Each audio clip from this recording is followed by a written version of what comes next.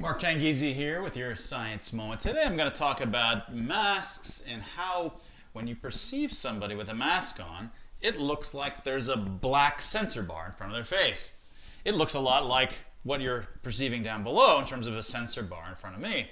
And one of the interesting things about black sensor bars, or any sensor bars at all, doesn't matter what the color is that despite this sensor bar covering a significant amount of my body, in fact it covers a lot more of my body than would pants actually cover, I appear more naked by virtue of having this sensor bar, in this case this television, in front of me.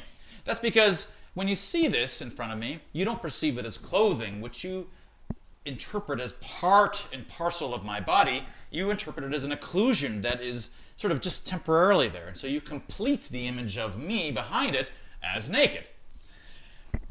But of course I'm not naked. In fact, what I'm wearing is just regular old shorts, which are in fact covering less of me than that was covering. But now when you see the shorts, I actually seem less naked than I did before. And interestingly, when you do see me with shorts, when you see somebody with shirts or clothing, you don't complete it to the nakedness underneath. It just seems like it's part of my body. You don't sort of imagine all the rest, right, like you do over here. Masks, at least so far, at least for most of us, hopefully, are more like sensor bars. In fact, this is jarring. When I see people walk by, you just feel these sensor bars floating out in front of their faces. It's very jarring.